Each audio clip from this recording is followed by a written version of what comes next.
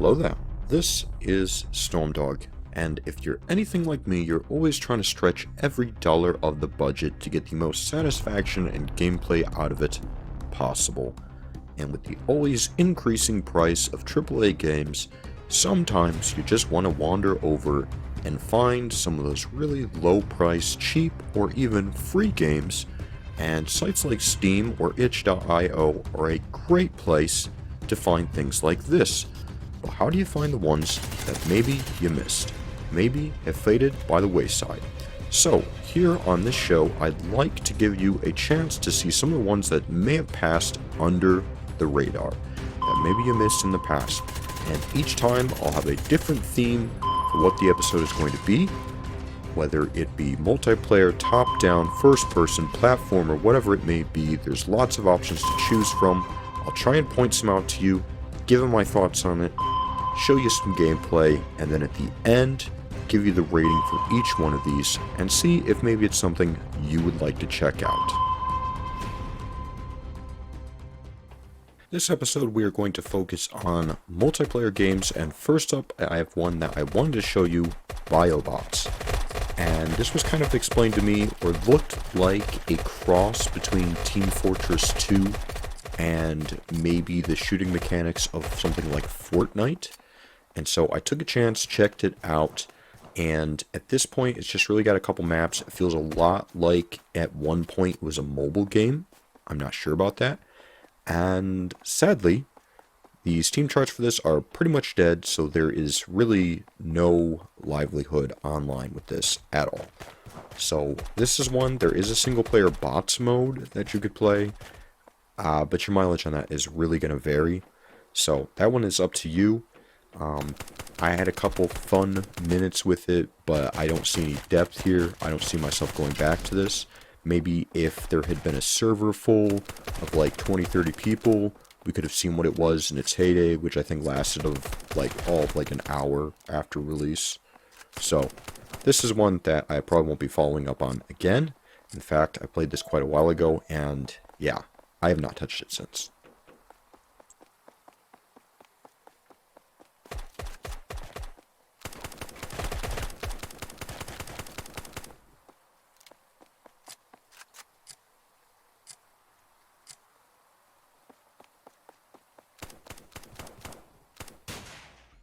Next up, we have one called Combots, and it makes a big point about each map being procedurally generated. But really, there's just a couple tile sets, so each map is going to kind of look real samey. There's only 2 or 3 really different ones when it gets down to it. What I did like was the gameplay. I did actually like the gameplay on this one. Each one is these different robots that you've got, a couple on each team, and what was unique was each robot has almost its own unique movement mechanic. Like, there's kind of this weaponized Segway looking one, and he's real fast and speeds around real easy to move with, circle strafe and everything, but not much armor. There's another one that is more like a spider one and actually walks around like that, and if I remember correctly, you can even climb buildings with him or other objects. There is a much heavier one, kind of a tank one, that actually does have kind of the tank controls. And then lastly, the last one that you can unlock is actually a flying one, and I really enjoyed that one actually. But each one, despite being able to unlock it later on or buy weapons for it that stay permanently unlocked, none of them feel really OP to the point where you have a decent chance making a loadout and still having fun or being competitive. But as time goes on and you unlock more of these, being able to do a little bit more with it. But it's not one of those where at the beginning you immediately feel like you're being stomped by everybody else that has been in there longer than you. So I did really enjoy this one, and I thought they put a lot of time and thought into the different movement mechanics, weapon mechanics, things like that. Enjoyed it. The procedural thing, pretty overblown. But I will be honest, I had about an hour or two fun with it, and I haven't really gone back to it since. It is definitely on the list of these, one I am much more likely to go back to, but I haven't, to be honest.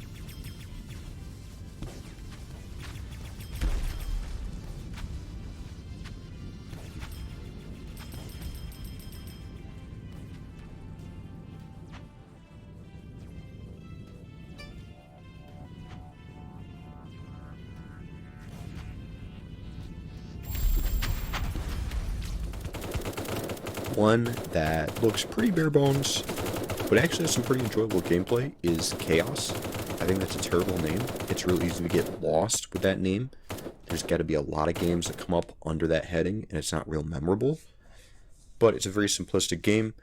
The arenas in it, very simplistic. The character models in it, very simplistic. But the guns are really where it matters. The guns are very punchy. The destructive mechanics are very good, taking out walls, glass, everything like that. Feels all very punchy, very impactful. It's got kind of this accelerated jump mechanic sort of thing going on with these jump pads, where at points, if you hit it right, you're just kind of floating across the arena, shooting at everybody below you. I imagine this is kind of what a Phantom Forces hacker must feel like. There's usually a couple people in a server that you can find. There is a single-player bots mode. I didn't get a whole lot of enjoyment out of it after like the first 5 minutes of looking at the destruction mechanics. So this is one, yeah, haven't gone back to it. Fun guns, haven't gone back to it.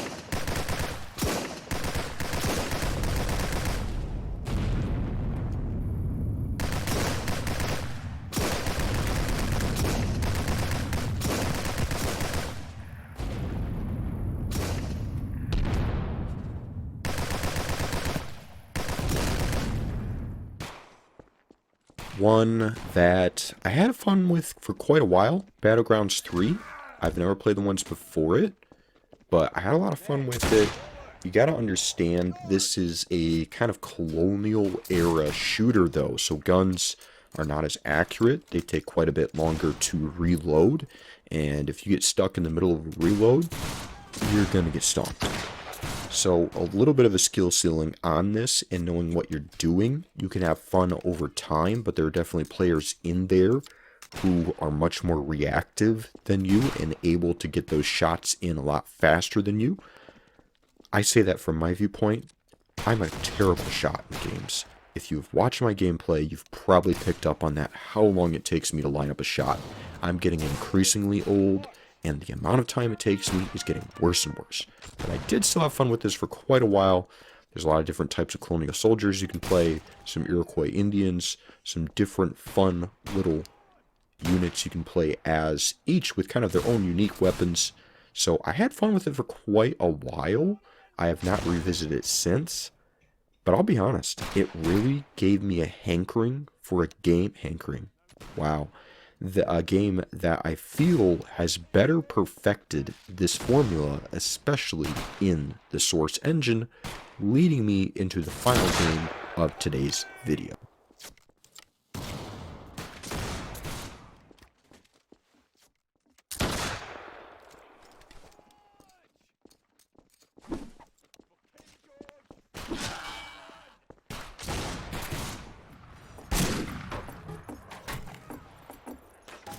This final game is one that I come back to every few years, sink a couple hours into.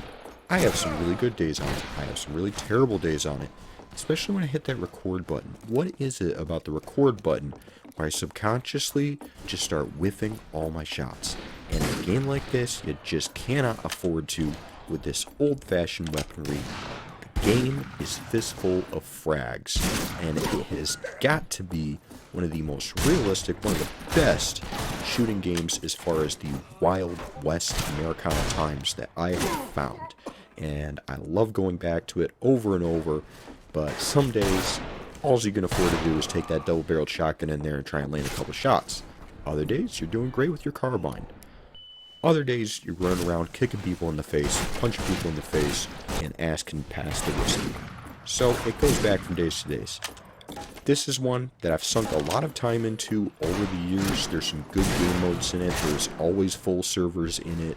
There's even some single-player modes if you wanted. I think there's some co-op modes. But there's a lot here to really have fun with, and it just ends up becoming a time sink. It is one of those kind of old source mod-based games. Depending how you feel about that, I feel like they're one of the staples of gaming. There's something kind of comforting about going back to those, but maybe that's just because of my age. But it is definitely one that, not necessarily under the radar as far as the idea of this whole video, but it's one that I got reminded of, and I ended up going back to it anyway. Had a lot of fun with. As soon as I hit the record button, it all went downhill, but still one that I was really enjoying, one that I put a lot of time into, and one that I know I'll eventually go back to. So, of the video, this is probably my most recommended one, but it's also the most well-known one, maybe therefore defeating the point of this video. Either way, if any of these looked interesting to you, or you've got any other recommendations, multiplayer game on Steam that might have went under my radar, please leave that in the comments below.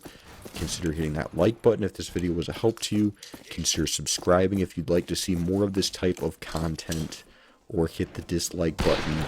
You may not be able to see it, I can still see it, it's good feedback. So, until next time, this has been Stormdog.